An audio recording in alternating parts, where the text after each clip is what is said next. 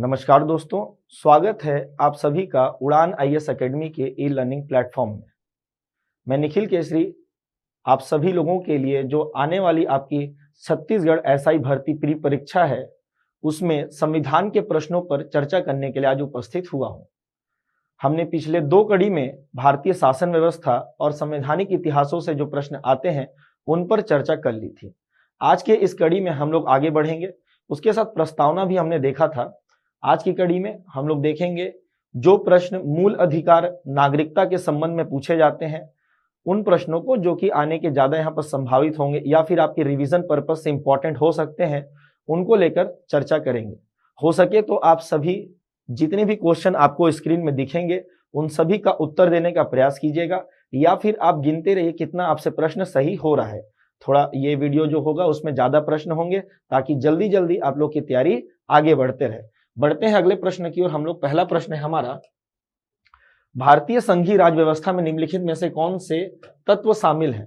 मतलब यहाँ पर संघीय व्यवस्था की बात की जा रही है, केंद्र और राज्य की बात की जा रही है। केंद्र और राज्य के मध्य जिस प्रकार के संबंध होंगे उन सभी को यहाँ पर शामिल कर लिया जाएगा।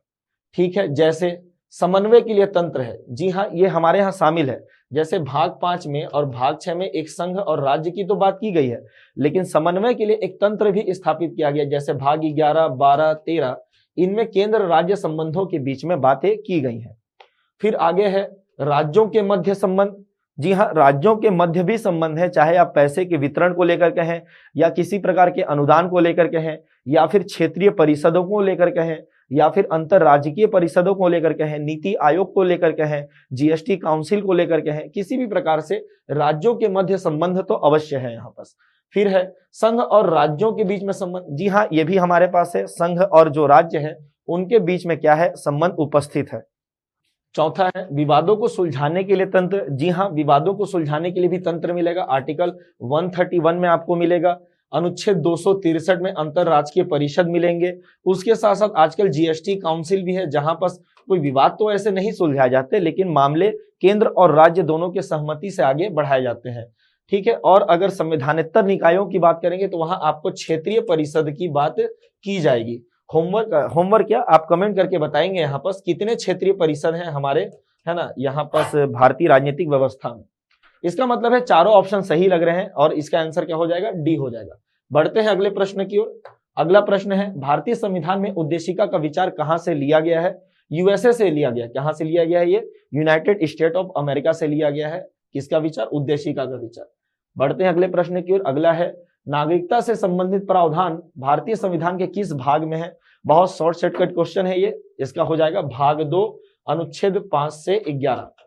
अनुच्छेद 5 से 11 इसका क्या किया गया है, प्रावधान किया गया है। अगला प्रश्न है निम्नलिखित में से कौन एक भारत के संविधान का संघीय लक्षण नहीं है।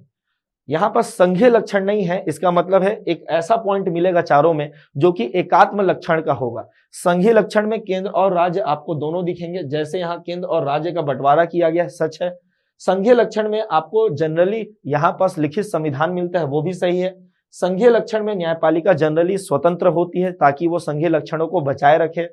तो यहाँ पास एकहरी नागरिकता क्या हो जाएगा हमारा उत्तर, क्योंकि अगर एकात्म शासन प्रणाली है तो ये उत्तर हो जाएगा।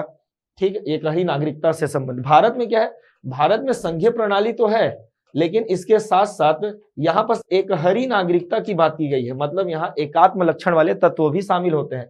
अगर यहाँ लिख देता कि एकमात्र भारतीय संविधान के लिए गलत है तो हाँ ये गलत है भारतीय संविधान के लिए। ठीक है, अगर यहाँ लिख देता एकात्म के लिए तो हाँ ये एकात्म के लिए जरूर सही है, लेकिन भारतीय संविधान का अगर संघीय लक्षण कहोगे तो जी नहीं, भारतीय संविधान का ये संघीय लक्षण तो बिल्कुल भी नहीं है।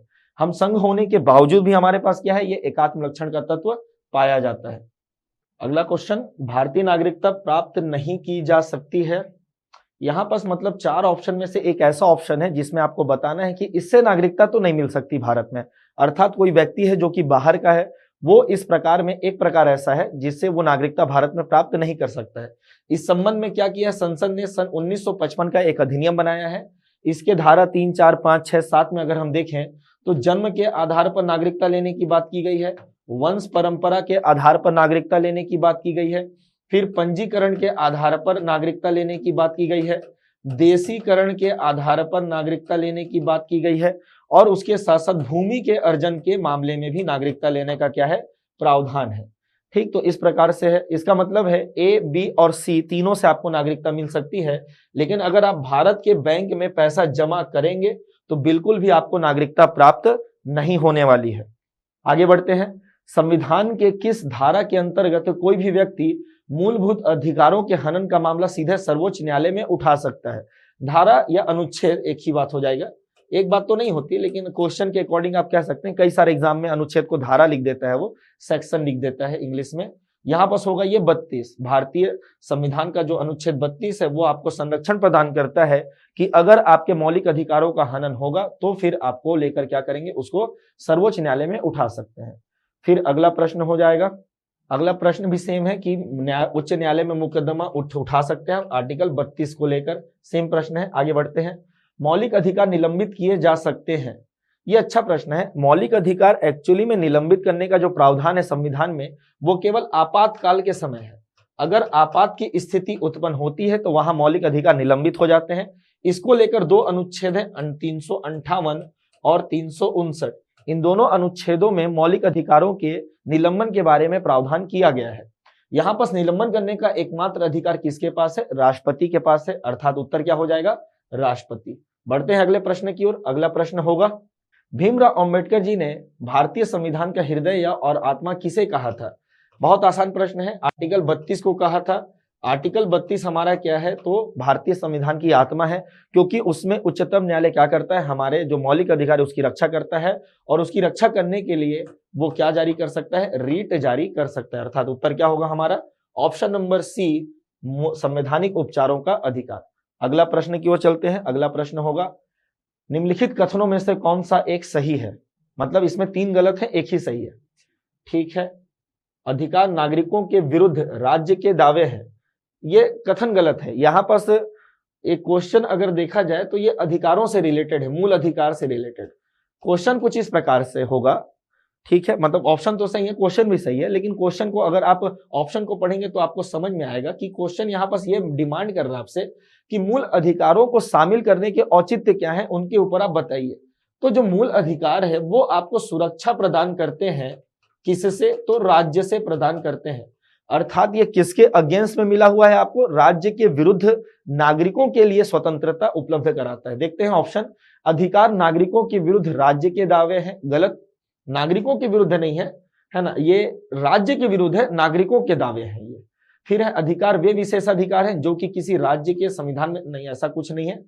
अधिकार राज्य के विरुद्ध नागरिकों के दावे, ये हमारा ऑप्शन क्या हो जाएगा, सही होगा, सी ऑप्शन।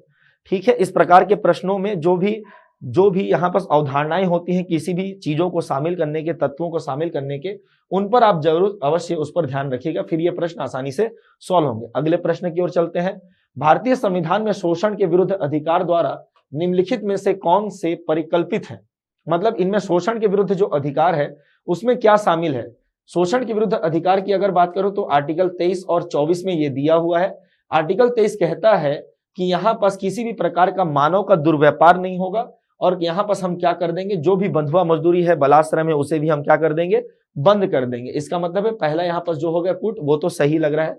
यहाँ पास 24 कहता है कि 14 वर्ष से नीचे के किसी भी आयु के बालक को कारखानों या खानों में काम करने के लिए नियोजित नहीं किया जा सकता। मतलब ये ऑप्शन भी, चौथा जो कूट है वो भी क्या हो जाएगा, सही हो जाएगा। अस्पृश्यता उन्मूलन आर्टिकल 17, ये गलत हो जाएगा। यहाँ पास अल्पसंख्यकों के हितों का सुरक्षा 29 और 30, ये भी क्या हो जाएगा, गलत हो जाएगा। जनरली 29 में है वो, ठीक है। इसका मतलब है पहला और चौथा यहाँ पास क्या होगा, सही होगा, सी ऑप्शन हमारा क्या हो जाएगा, उत्तर हो जाएगा। चलिए आगे बढ़ते हैं। निम्नलिखित में से किस वर्ष में भारत के संविधान में विद्यमान मूल अधिकारों में से मूल कर्तव्यों को जोड़ा गया है? जोड़ा गया था, मूल अधिकारों में मूल कर्तव्यों को जोड़ा गया था। ये मूल अधिकार में नहीं जोड़ा है, मतलब बेसिकली किस वर्ष जोड़ा गया था, क्योंकि यहाँ पर सरकार की अवधारणा ये थी कि अगर किसी व्यक्ति को अधिकार दिए जाएं तो क्यों ना उस व्यक्ति के ऊपर एक कर्तव्य भी लाद दिया जाए, नैतिक दबाव के तौर पर। बस कोई यहाँ पास बाउंडेशन नहीं है, कोई यहाँ पास बाध्यकारी नहीं होता है मूल कर्तव्य, केवल एक नैतिक दबाव है कि जी हाँ आप इनका क्या कीजिए, पालन कीजिए। ये 42वां संविधान संशोधन में शामिल किया गया था, सन 1976 में शामिल हुआ था। अगला प्रश्न है, निम्नलिखित में से कौन सा या कौन से मूल अधिकार गैर नागरिकों को उपलब्ध है। गैर नागरिकों का मतलब होता है विदेशी नागरिक, है ना, वो विदेशी जो भारत में क्या है, आता है, रहता है या फिर बसा हुआ है, उनके लिए हम बात कर रहे हैं। अगर इसमें देखा जाए तो आर्टिकल 14 ये हो जाता है शामिल, फिर आर्टिकल 20, फिर 21 का, देन सो ऑन, ये पूरा चले जाएगा कहां तक, 28 तक, पूरा का पूरा। मतलब इसमें अब हमें चेक करना पड़ेगा कौन से आर्टिकल में क्या आता है। आर्टिकल 14 में है विधि के समक्ष समता, जी हाँ ये शामिल रहेगा। विभेद के विरुद्ध अधिकार, नहीं ये शामिल नहीं होगा, ये 15 है। अवसर की समता, ये 16, ये भी शामिल नहीं होगा। प्राण और दैहिक स्वतंत्रता, जी हाँ ये क्या हो जाएगा, शामिल हो जाएगा। मतलब पहला और चौथा यहाँ पर जो कूट है वो सही है, ऑप्शन नंबर बी सही हो जाएगा ये। अगला प्रश्न है हमारा, निम्नलिखित में से कौन सी स्वतंत्रताएं भारत के संविधान में मूल अधिकारों के रूप में विशेष रूप से उल्लेखित नहीं है, किंतु बाद में उच्चतम न्यायालय के द्वारा उसे उचित रूप से यहां मान्य ठहराया गया, मतलब उसे शामिल कर दिया गया मूल अधिकारों में। पहले ये देखो डायरेक्ट मेंशन नहीं है, उसका मेंशन किसने किया है, उच्चतम न्यायालय ने किया। होता क्या है एक्चुअली में, यहाँ पास जो संविधान निर्माता है वो उन तत्वों को शामिल करके चले गए जो वो चाहते थे कि हाँ इस प्रकार का जो नागरिक का जीवन है वो उतना अच्छा होना चाहिए। तो बहुत सारी बातें लिखी गई हैं। व्याख्या करने का अधिकार सुप्रीम कोर्ट को दे दिया गया है। सुप्रीम कोर्ट या उच्चतम न्यायालय जब व्याख्या करती है तो कई सारे अधिकारों को वो शामिल कर देती है, नाना प्रकार के अधिकार शामिल कर दिया गया है। इसमें से एक अधिकार की बात कर रहे हैं कि कौन सा शामिल है। डायरेक्ट मेंशन नहीं है लेकिन उच्चतम न्यायालय ने किया है, उपजीविका व्यापार कारोबार की स्वतंत्रता, ये तो डायरेक्ट मेंशन है, ठीक है। आर्टिकल 19 का सब क्लॉज 1 का सब क्लॉज जी यहां पर कहता है ये वाला बात। फिर देश में किसी भी भाग में निवास या बस जाने का अधिकार, ये भी शामिल है। संगम या संघ मनाने का अधिकार, ये भी डायरेक्ट मेंशन है। यहाँ पर प्रेस की स्वतंत्रता, ये प्रेस मीडिया वाला है, आयरन वाला प्रेस नहीं है, ठीक है। ये मीडिया वाला जो प्रेस है यहाँ पर जो स्वतंत्रता है ये शामिल है आर्टिकल 19 के तहत ही है। आर्टिकल 19 का जो सब क्लॉज 1A है उसी के तहत इसे भी क्या कर दिया गया है, शामिल कर दिया गया। उच्चतम न्यायालय ने इसको लेकर कई बार व्याख्याएं कर रखी है। फिर अगला है, भारतीय संविधान के संदर्भ में राज्य के नीति निर्देशक तत्व, मतलब डीपीएसपी की बात कर रहा है वो, डीपीएसपी के बारे में वहां पूछना चाहता है। देखते हैं क्या पूछ रहा है। विधायकों के कृत्यों पर निर्बंधन करते हैं, नहीं, बल्कि ये तो विधायिका को एक्स्ट्रा यहाँ पर क्या देते हैं, पावर देते हैं कि आप जनता के कल्याण के लिए कानूनों का क्या कीजिए, निर्माण कीजिए। कार्यपालिका के कृत्यों पर निर्बंधन करते हैं, नहीं ये भी ऐसा नहीं है। कार्यपालिका चाहे तो बिना कानूनों के भी कई सारे यहाँ पर प्रोविजंस कर सकती है। बेसिकली यहाँ राज्य को आदेश दिया गया है कि राज्य क्या करेगा, लोक हित के लिए इन तत्वों को लागू करेगा। आर्टिकल 38 कहता है कि राज्य का यहाँ पर कर्तव्य होगा कि वो इनमें लिखे हुए बातों को अपने नीति निर्माण अर्थात पॉलिसी मेकिंग में इनको लागू करे। अब राज्य है क्या, हमें यह समझना पड़ेगा। आर्टिकल 36 में, आर्टिकल 36 वाला राज्य वही है जो आर्टिकल 12 में है, लिखा हुआ है आर्टिकल 12 वाला राज्य। और आर्टिकल 12 वाले राज्य में संसद के साथ संघ की सरकार का भी प्रोविजन किया गया है। किसका प्रोविजन है, संघ की सरकार का प्रोविजन है, अर्थात इसमें कार्यपालिका भी शामिल है और विधायिका भी शामिल है। दोनों को ये पावर्स हैं कि वो इन तत्वों को क्या कर सके, लागू कर सके। मतलब यहाँ पर सही पूछ रहा है, ये दोनों गलत हैं, मतलब इनमें से कोई नहीं ऑप्शन हो जाएगा, न तो एक सही न तो दो सही। ये हिल गया यहाँ पर, कोई दिक्कत नहीं है, इसको हम लोग चेंज कर लेते हैं। कैसे, ऐसे कर लेंगे। फिर इसमें हो जाएगा डी ऑप्शन हमारा ए, और दोनों क्या हो जाएंगे, गलत हो जाएंगे। बढ़ते हैं अगले प्रश्न की ओर। जब आपात की उद्घोषणा प्रचलन में होती है या है, तब निम्नलिखित में से किसे अपवाद स्वरूप छोड़कर सभी मूल अधिकारों के प्रवर्तन के लिए न्यायालय में जाने का अधिकार निलंबित रहता है। अभी जो बताया, जब हमारे यहाँ आपात क्या होता है, लागू रहता है, आपात की उद्घोषणा जारी रहती है, तो उस समय दो अनुच्छेद यहाँ पर क्या होते हैं, एक्टिव हो जाते हैं, 358 और 359। 359 के तहत राष्ट्रपति क्या करते हैं, तो एक व्यक्ति के मौलिक अधिकार को लागू कराने का जो अधिकार है न्यायपालिका में, उसे निलंबित कर देते हैं। और यहाँ पर यह कहते हैं कि नाना प्रकार के या फिर विभिन्न प्रकार के अनुच्छेदों को लेकर आप न्यायपालिका नहीं जा सकते। लेकिन इसमें एक संशोधन किया गया 44वां, और यहाँ पर मोरारजी देसाई की सरकार ने क्या कह दिया कि हम आर्टिकल 20 और 21 को कभी भी निलंबित नहीं कर सकते। उनको लेकर हम कहाँ जा सकते हैं, हमेशा न्यायपालिका जा सकते हैं। बहुत इंपॉर्टेंट है। अनुच्छेद 20 आपको संरक्षण प्रदान करता है और 21 भी आपको क्या है, प्राण और दैहिक स्वतंत्रता प्रदान करता है। अगला हमारा होगा क्वेश्चन, भारत के संविधान का निम्नलिखित में से कौन सा अनुच्छेद यह निर्धारित करता है कि राज्य कोष से संपोषित कुओं, तालाबों, स्नान घाटों का प्रयोग करने से किसी भी नागरिक को वंचित नहीं किया जा सकता। यहाँ पर विभेद से प्रतिषेध का यहाँ पर संरक्षण दिया गया। मतलब किसी भी नागरिक को विभेद नहीं होने दिया जाएगा, चाहे वो किसी भी धर्म का हो, मूल वंश का हो, जाति का हो, वर्ग का हो, जन्म स्थान का हो। इन पांचों के आधार पर कोई भी नागरिक अपात्र नहीं होगा। और जहां तक हो सके जो भी सरकारी है ना, चाहे वो कुआं हो, चाहे तालाब हो, कुछ भी हो, सार्वजनिक मनोरंजन के स्थान हो, वहां किसी भी नागरिक को वंचित नहीं करेंगे। ये सब लिखा हुआ है आर्टिकल 15 में। 15 का सब क्लॉज 1 और सब क्लॉज 2 इसके बारे में क्या करता है, बात करता है। बढ़ते हैं अगले प्रश्न की ओर। अगला प्रश्न है, भारत के संविधान में गारंटीड मूल अधिकार निलंबित किए जा सकते हैं केवल जब राष्ट्रीय आपातकाल क्या होगी, उद्घोषणा में होगी, तभी ऐसा हो सकता है, अन्यथा कभी ऐसा हो नहीं सकता है। हाँ, अगर आर्टिकल 33 और 34 की बात करें तो वहां पर पहले से कुछ ऐसे कंडीशंस बता दिए गए हैं, जैसे यहाँ पर आईबी वाले या फिर यहाँ पर जो आसूचना विभाग वाले होते हैं, जो भी कर्मचारी, उनके मौलिक अधिकार क्या कर दिए जाते हैं, कम कर दिए जाते हैं। आर्टिकल 34 कहता है कि जहां कहीं भी सैन्य कानून होंगे वहां पर मौलिक अधिकार नागरिकों के लिए क्या होंगे, कुछ समय के लिए लंबित रहेंगे। ठीक है, लेकिन यहाँ पर अगर निलंबन की बात की जाए तो राष्ट्रीय आपातकाल के दौरान ही क्या हो सकता है, ये निलंबित हो सकता है। फिर आगे बढ़ेंगे, अगला प्रश्न है, संस्थाएं और संघ बनाने का अधिकार किस प्रकार का अधिकार है?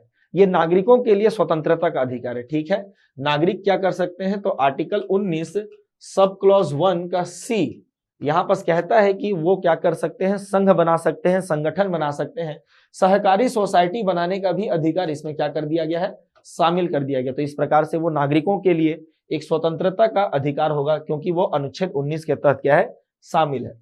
फिर अगला प्रश्न है, अनुसूचित जाति, अनुसूचित जनजाति को किस अनुच्छेद के अंतर्गत मौलिक सामाजिक, आर्थिक, राजनीतिक और सांस्कृतिक अधिकार दिया गया है? अनुच्छेद 20 नहीं, अनुच्छेद 20 में तो ऐसा कुछ नहीं है, अनुच्छेद 19 में भी ऐसा कुछ नहीं है, अनुच्छेद 18 में उपाधियों का अंत है, अनुच्छेद 17 है ना। अगर इन चारों ऑप्शन में देखा जाए तो अनुच्छेद 17 ही एक ऐसा ऑप्शन है जो उसके आसपास है, एकदम एग्जैक्ट तौर पर तो नहीं लिखा गया है, लेकिन यहाँ अस्पृश्यता के अंत की बात की है। अस्पृश्यता के अंत होते ही सामाजिक, आर्थिक, राजनीतिक ये सब क्या हो जाएगा, लाभ उन्हें प्राप्त होने लगेगा। ये जो समाज की बुराई है वो खत्म होगी, धीरे धीरे लोग आगे आएंगे, समाज में सबको बराबरी का क्या मिलने लगेगा, दर्जा प्राप्त होने लगेगा। ठीक है, तो निकटतम सही क्या होगा हमारा उत्तर, अनुच्छेद नंबर 17 निकटतम सही ना, बिल्कुल भी सही तो नहीं बोलूंगा मैं इसे कि एकदम हाँ एग्जैक्ट आंसर इसका यही होगा, लेकिन अगर चारों अनुच्छेद को पढ़ा जाए तो 3 अनुच्छेद उसके आसपास भी नहीं है, लेकिन आर्टिकल 17 लगभग उसके आसपास है, क्योंकि संसद ना इसके तहत कानून भी बनाता है। संसद को अधिकार है कि वो आर्टिकल 35 का यूज करे और आर्टिकल 35 का यूज करके मौलिक अधिकारों के प्रवर्तन के लिए क्या करे, कानून का निर्माण कर सके। संसद ने कई बार कानून भी बनाया, जैसे 1955 का अस्पृश्यता निवारण अधिनियम, 1976 में इसी को सिविल अधिकार संरक्षण अधिनियम कह दिया, अनुसूचित जाति जनजाति अत्याचार निवारण अधिनियम 1989, इनका क्या किया है, उन्होंने गठन किया है, मतलब इनको पारित किया है। बढ़ते हैं अगले प्रश्न की ओर। अगला प्रश्न है, मूल अधिकारों का संरक्षण न्यायपालिका है। ठीक है, मूल अधिकारों का संरक्षक कौन है, न्यायपालिका को यहाँ पर मूल अधिकारों का संरक्षक बनाया गया है। ठीक है, बहुत सारे आर्टिकल हैं इसको लेकर, अगर हम केवल न्यायपालिका अगर लिख देते हैं तो खूब सारे आर्टिकल मिलेंगे, आर्टिकल 32, आर्टिकल 226, इन दोनों के द्वारा मूल अधिकार को क्या किया जा सकता है, रक्षा किया जा सकता है। अगला प्रश्न होगा, किस वाद ने संसद को मौलिक अधिकारों में संशोधन का अधिकार दिया है? ठीक है, मूल अधिकार में संशोधन का अधिकार, पहले यह अधिकार छीन लिया था गोलकनाथ से। गोलकनाथ में यह कह दिया गया कि आप क्या नहीं कर सकते, मूल अधिकार में कभी भी संशोधन नहीं कर सकते, लेकिन लास्ट का जो जजमेंट था केशवानंद भारतीवाद 1973 का, उसमें जरूर यह कह दिया गया कि संसद को भारतीय संविधान के किसी भी हिस्से में, चाहे वो कोई भी हिस्सा हो, वहां पर उन्हें संशोधन करने का अधिकार होगा, लेकिन ऐसा संशोधन भारतीय संविधान की मूल भावनाओं के खिलाफ नहीं होना चाहिए। बस ये यहाँ पर ध्यान रखना है, अर्थात ऑप्शन नंबर ए क्या होगा, हमारा उत्तर होगा। बढ़ते हैं अगले प्रश्न की ओर। निम्नलिखित में से कौन सा मूल अधिकार विदेशी नागरिकों को प्राप्त नहीं है? आर्टिकल 14 विधि के समक्ष समानता प्राप्त है। अभिव्यक्ति की स्वतंत्रता का अधिकार, जी हाँ ये प्राप्त नहीं है, ये भी प्राप्त है और ये भी प्राप्त है। इसका मतलब आर्टिकल 19 इन्हें प्राप्त नहीं है, किसे, विदेशी नागरिकों को यह प्राप्त नहीं होगा। अगला प्रश्न होगा हमारा, जोखिम भरे उद्योगों में बाल श्रम का उपयोग निषिद्ध किया गया है। अच्छा, इसमें पूछ रहा है कि जो बाल श्रम है उसे रोका गया है, कौन कौन से उद्योग में इनको रोक दिया गया है? क्या भारतीय संविधान ने रोका है? हाँ रोका है। अगर हम आर्टिकल 24 की बात करें तो कारखानों और खानों में जाने से रोक देता है। फिर 10 दिसंबर 1996 में सर्वोच्च न्यायालय के निर्णय द्वारा, हाँ इसमें भी एक निर्णय आया था जिसमें यह कहा गया कि आप कभी भी किसी भी बालक को ऐसे जगह पर काम नहीं करा सकते जो कि परिसंकटमय हो, जहां पर हजार्डियस चीजें होती हैं, वहां पर किसी भी बच्चों से आप काम नहीं करा सकते। संयुक्त राष्ट्र के मानवाधिकार मंच ने भी इसको लेकर बहुत सारे, या फिर यूनिसेफ की बात करें, उन्होंने भी कई सारे यहाँ पर क्या किया है ना, एक कुछ भी बहुत सारे प्रस्ताव पारित किए हैं। मतलब तीनों जगह से इनको रोका गया है। ऑप्शन क्या हो जाएगा? डी। ठीक है, उपयुक्त सभी इसका क्या हो जाएगा? उत्तर हो जाएगा। इस कड़ी का आज जो अंतिम प्रश्न है उसकी ओर चलते हैं हम लोग, फिर उसके बाद अगली कड़ी आप लोग के सामने आ जाएगी। फिर है, संविधान के किस अनुच्छेद के द्वारा उद्योगों के प्रबंध में कर्मकारों की भागीदारी का प्रावधान दिया गया है? यहां पर ये पूछ रहा है कि ऐसा कौन सा आर्टिकल है जिसमें उद्योगों के प्रबंध में कर्मकार भाग लेंगे, ऐसा सुनिश्चित कराया जाए। Article 43A। इसके संबंध में कौन सा आर्टिकल है? 43A, जो कि संविधान संशोधन करके आया था। 42वां संविधान संशोधन से इसको क्या कर दिया गया है? शामिल कर दिया गया है। तो इस प्रकार से ये होगा हमारा आखिरी आज प्रश्न। ठीक है, मैं आशा करता हूं कि आप लोग इस प्रश्न को सॉल्व किए होंगे और आप खुद मूल्यांकन कर पा रहे होंगे कि आपसे प्रश्न हो रहे हैं या नहीं हो रहे हैं। इसी प्रकार से और भी वीडियो आएंगे जो कि भारतीय संविधान को लेकर होंगे, एसआई की भर्ती परीक्षा में आपके काम आएंगे, प्री में भी काम आएंगे, ऐसा नहीं है। प्री के लिए अलग से जो सीरीज चल रही है उसमें जो प्रश्नों के जो यहाँ पर स्तर है वो थोड़े से ज्यादा टफ होंगे, है ना। यहाँ भी और वहां भी आप दोनों वीडियो देख सकते हैं। दोनों में संविधान एक्चुअली क्या हो गया है, सब टाइप के क्वेश्चन पूछ रहा है। ठीक है, कुछ आसान भी पूछता है, कुछ कठिन भी पूछता है, तो ऐसा नहीं है, दोनों का प्रैक्टिस कीजिए आप। ठीक है, ताकि जो भी क्वेश्चन हो, जैसा भी हो, आप उसके लिए रेडी रहे। वर्स्ट के लिए जो अंतिम होता है ना वर्स्ट, उसके लिए हमेशा रेडी होना होता है आपको, और आप रेडी रहेंगे तो आपका जितना भी एग्जाम है आने वाले, वो सब कुछ अच्छा जाएगा। इसी उम्मीद के साथ मैं आप सभी से विदा लेता हूं। मैं मिलूंगा आपसे अगली कड़ी में। तब तक के लिए आप पढ़ते रहिए और खुश रहिए। धन्यवाद।